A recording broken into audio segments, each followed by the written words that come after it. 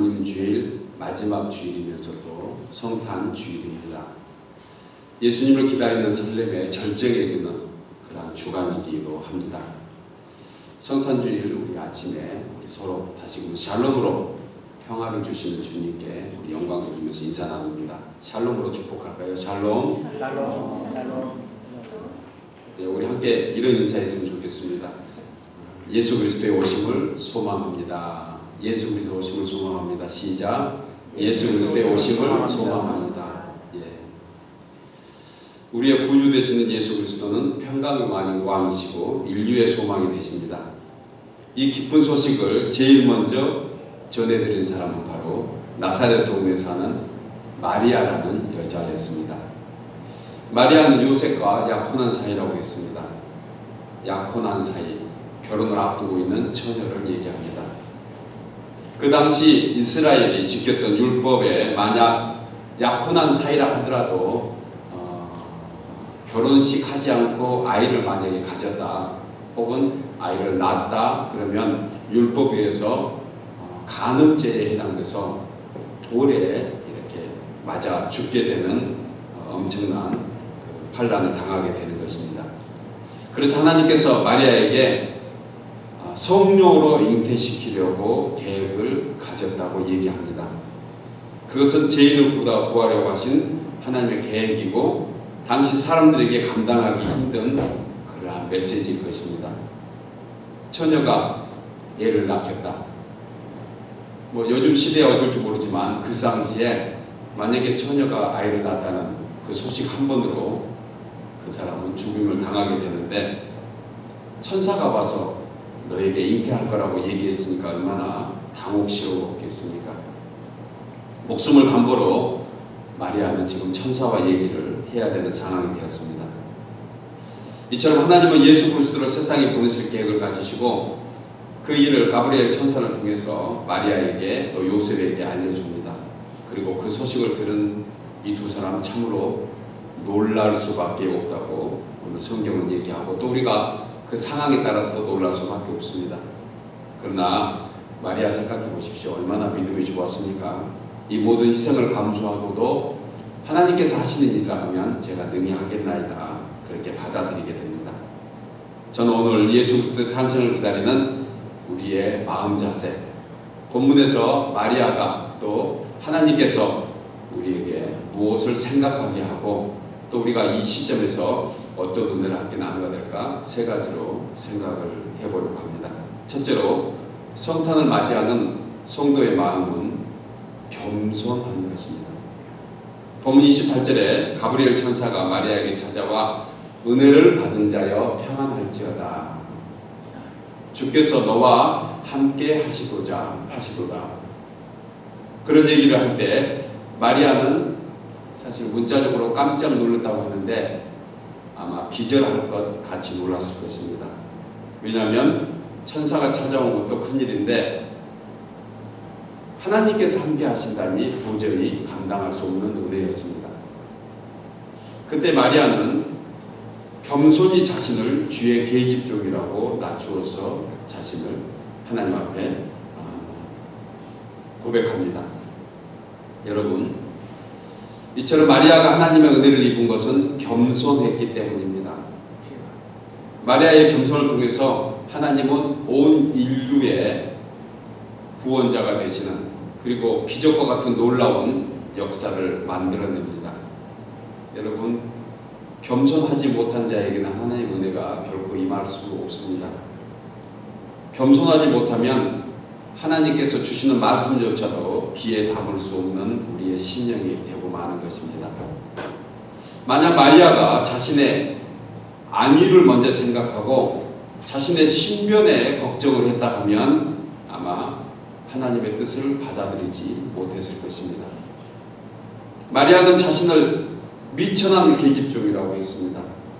그리고 주님이 원하시는 대로 사용해달라고 그렇게 겸손히 주 앞에 내려놓습니다.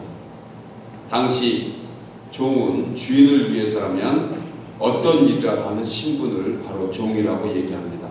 여러분, 우리 모두는 주님의 종들입니다. 우리가 종임으로 당연히 주님을 위해서 어떤 일이라도 할 수 있는 각오가 되는 사람을 일컬어서 성도라고 얘기합니다. 성도의 소유는 자기 것이 아닙니다.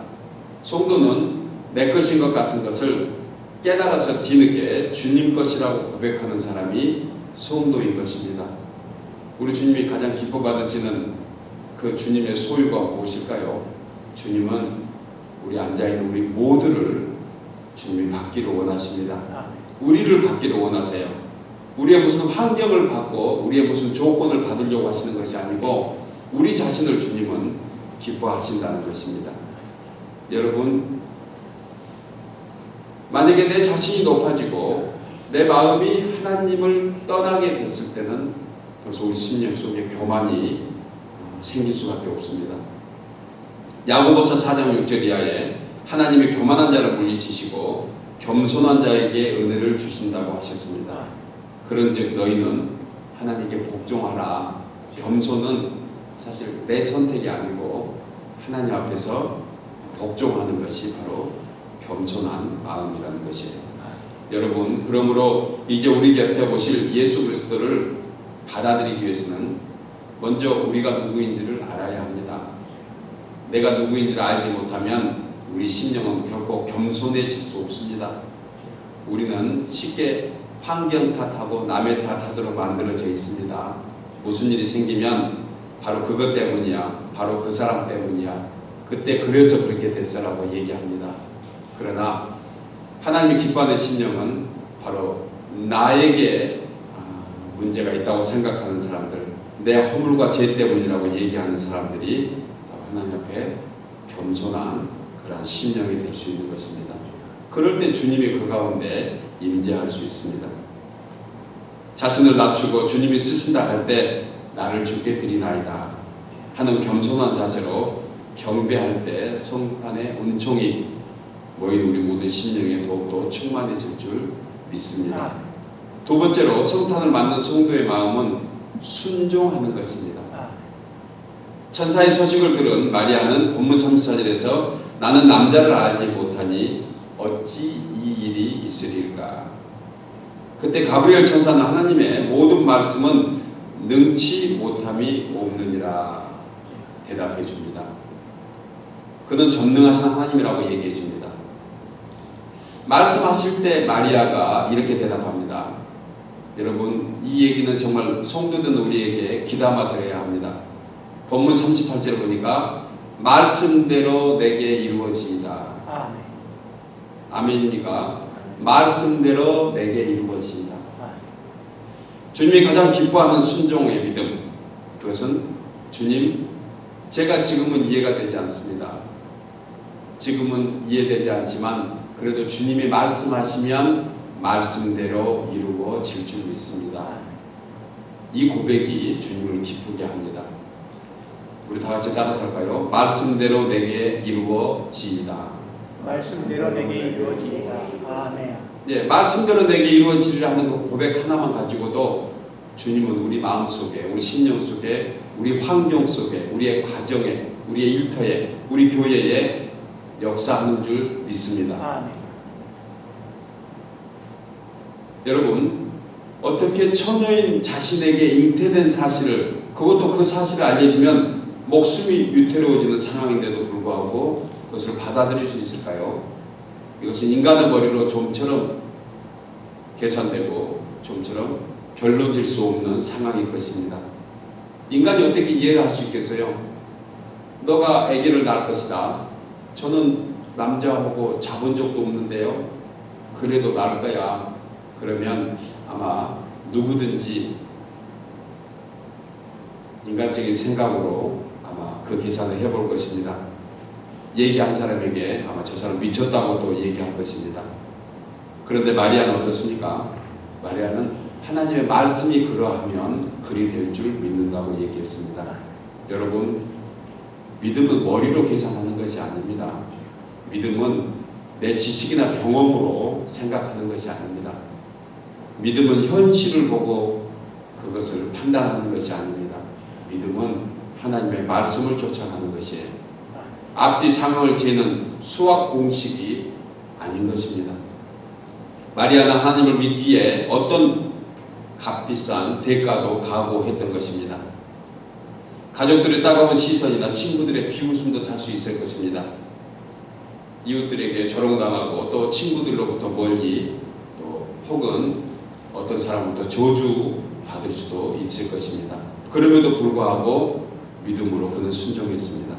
이것이 주님이 원하시는 진실한 믿음입니다. 하나님께 순종하기 위해서 때로는 부부 사이에 의견 차이가 좀 생기고 어떤 환경 속에서 어려움이 생기고 또 부모 자식 간에 아니면 친구 간에 무슨 오해도 생길 수 있을 것입니다.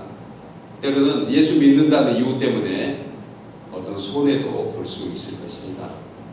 그러나 분명히 그 손해는 주님이 알고 계시는 손해입니다. 주님이 알고 계시면 됐지요. 하나님께서 알고 계시면 그 모든 일을 합력해서 선을 이루어 주실 줄 믿습니다. 지금 나에게 좀 손해가 된다 하더라도 내가 주님의 말씀을 받아들임으로 내가 다른 사람에게 오해가 된다 하더라도 그 일을 통해서 하나님이 그 다음 일을 계획하신다면 오히려 현실적으로 좀 평안한 것보다 지금은 환난과 고민이라 하더라도 그래도 그 일을 통해서 하나님의 역사가 이루어진다면 우리는 하나님의 말씀 앞에 순종해야 되는 것입니다. 다윗은 하나님께 선택받은 후에 순종하려고 부모 아래서 응석 부리는 소년이 아니고 전쟁터에 나가서 살아계신 주님을 담대히 증거하면서 그리고 그 역사를 하나님 앞에 보여줬던 것입니다. 바울은 좋은 가문으로 많은 지식, 물질, 명예 다 버리고 자신은 예수 그리스도 증거하는 일에 자신의 모든 삶을 바쳤던 것을 보게 됩니다. 여러분, 사람이 그리스도 앞에서 하나님 앞에 순종하는 것은 말로만 되는 것이 아닙니다. 뭔가 순종해야 될 대가를 치러야 되는 것입니다. 때로는 굶주릴 수도 있고 때로는 매맞고 옥에 갇힐 수도 있습니다. 바울을 보면 죽을 고비를 수십 차례 넘기기도 했습니다. 그러나 그는 하나님 순종하는 믿음 하나로 그의 모든 생애를 바쳤던 것을 보게 됩니다. 이것은 인간 이상의 어떤 것을 소유하는 길, 오직 믿음을 통해서만이 가능합니다. 의식적으로도 이해할 수 없고 상식으로도 이해되지 않지만 인류 역사에 그 어떤 것도 경험할 수 없는 것은 하나님 앞에 말씀 앞에 순종할 때 정말 그 순종하는 사람을 통해서 하나님의 영광이 드러나게 될 줄 믿습니다. 여러분, 이처럼 믿음은 순종이라는 밑거름을 통해서 열매 맺게 되는 것입니다. 말씀대로 이루어지이다. 말씀은 하나님이 원하시면 저를 사용해 주옵소서. 제가 말씀 앞에 순종하겠습니다. 하나님 앞에 결단합니다. 하나님은 이런 결단을 통해서 마리아에게 성령으로 잉태해서 하나님의 나라가 이루어진 것처럼 순종하는 믿음을 기뻐할 줄 믿으시기 바랍니다. 마지막 세 번째로 성탄을 맞는 성도의 마음은 감사로 찬양하는 것입니다. 누가복음 오늘 본문 읽은 1장 46절에서 56절까지 보면 유명한 마리아의 찬양이 나옵니다. 46절에 마리아가 이르되 내 영혼이 주를 찬양하며 내 마음이 하나님 내 구주를 기뻐하였습니다. 그의 여종은 비천함을 돌아보셨습니다. 보라 이제 후로는 만세에 나를 복이 있다 일컬으리이다. 마리아가 찬양하는 것이에요. 마리아가 이 찬양을 지을 때 시간적으로 얼마나 걸렸는지는 모르겠습니다. 누가복음이 그걸 정확하게 얘기하고 있지는 않습니다. 그러나 가브리엘 천사를 만난 이후로 바로 마리아가 찬양했던 것으로 해석할 수가 있습니다. 여러분, 우리가 받은 은혜는 하루가 지나고 이틀이 지나면 다시 우리는 도루묵 같은 신앙생활을 할 수밖에 없습니다. 우리는 연약해서 그렇습니다. 사실 무슨 결단을 하고 뭔가 자기 마음에 확정을 하게 되면 그 확정은 시간이 지나면 오히려 그것은 금방 희석돼버리고 없어지는 경우를 우리 많이 보게 됩니다. 내가 뭔가 하겠다고 결단하고 나서 시간이 지나 보십시오. 그러면 그 믿음이 언제 있었는가 우리는 생각할 수밖에 없는 연약한 사람이라는 것이에요. 여러분, 감사로 찬양한다는 것은 받은 은혜를 잊지 않는 것입니다. 받은 은혜를 까먹지 않는 것이에요. 그때 받았던 그 감동을 마음속 깊은 곳에 계속 킵하는 것입니다. 그렇지 않으면 늘 새 은혜를 받아봐야 또 그 은혜 받은 것이 얼마 못 가고, 역시 신앙생활 하다 보면 늘 제자리 걸음하는 우리의 모습 속에 우리 자신을 볼 수가 있습니다. 왜 그럴까요? 감사를 잃어버리기 때문에 그렇습니다. 주님 만났던 감격 잃어버리면 우리는 사실 아무것도 아니에요. 여러분, 어느 같은 날 가족들과 편안한 곳에서, 좋은 곳에서, 내가 원하는 곳에서 좀 쉬고 좀 즐겁게 지내면 얼마나 좋겠어요. 그런데 이렇게 주님 앞에 나와서 우리 모두가 예배하고 있잖아요.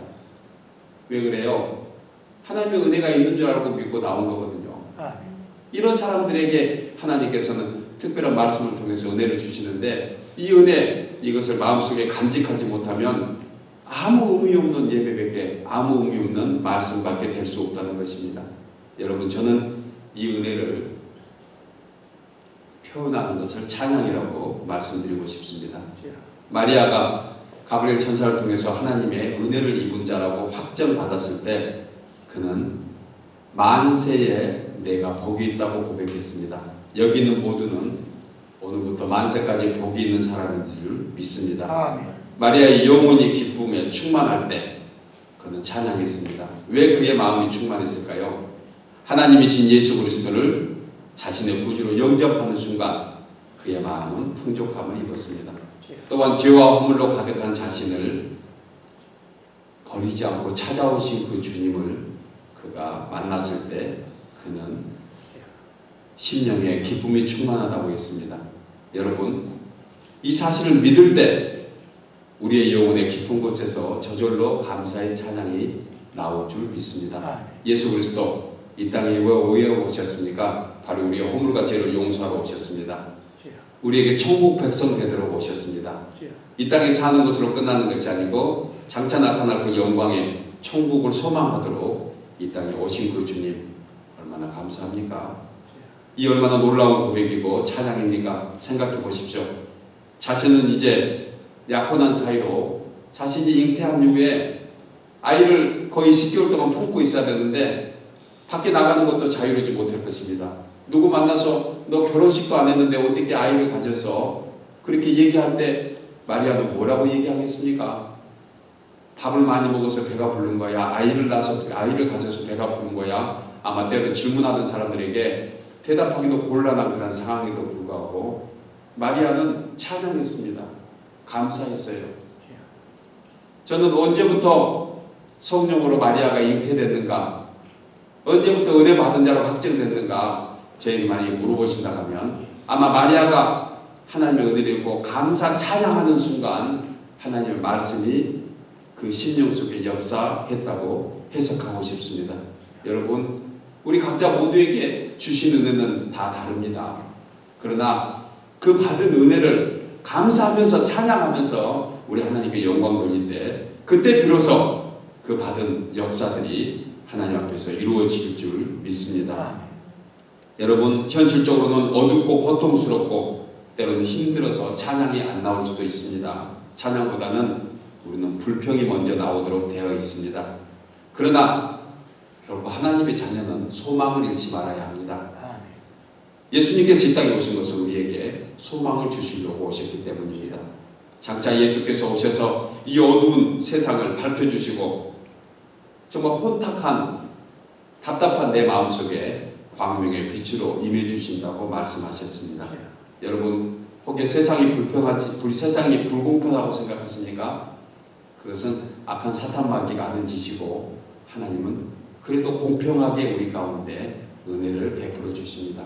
바로 그것이 감사하면서 찬양할 때, 겸손히 순종할 때 그 심령 속에 하나님의 정의가 이루어질 줄 믿습니다. 지금 우리가 비록 힘든 이민생활, 예수 믿는 것 때문에 때로는 고난이고 때로는 아픔이다 하더라도 십자가의 길은 영광의 길이 될 것입니다. 오늘 마리아가 그 주님을 찬양했던 것처럼 이제 이번 성탄 주간 한 주간 여러분 마음껏 주님을 좀 찬양하시기 바랍니다. 찬양할 때 우리 가정의 화평이 되고 우리의 막힌 모든 문제들도 허물어지고 그 하나님의 광명의 빛 가운데 우리가 참여하게 될 줄 믿습니다. 아멘. 이제 말씀을 맺겠습니다. 성탄은 참된 소식을 전하는 것입니다. 누구에게나 전해지지만 그 의미를 알고 받는 사람은 그리 많지 않습니다. 오늘 마리아에게 찾아온 가브리엘 천사의 좋은 소식, 그 소식은 모두에게 알려진 것은 아닙니다. 모두가 듣도록했지만 그것을 받아들이는 사람들은 그렇게 많지 않습니다. 여러분, 이 모든 것을 받아들일 수 있는 그러한 은혜의 사람들은 이제 겸손하면서 믿음 앞에 순종하고 또 헌신하고 찬양하고 나가는 사람, 그 사람들에게 우리 성탄의 기쁨이 충만히 임하게 될 것입니다. 아멘. 마라나타, 주 예수여 어서 오시옵소서. 이미 초림하신 2000년 전에 오신 그 주님이 언젠가 때가 되면 다시 우리 가운데 찾아오십니다. 그 재림의 주님을 우리 모두가 찬양하면서 이제 경배하면서 이 복된 성탄의 의미를 우리 함께 나갈 때 성탄의 기쁨과 성탄의 영광이 여러분들 모든 신령과 가정에 넘치게 될 줄 믿습니다. 아멘. 기도하겠습니다.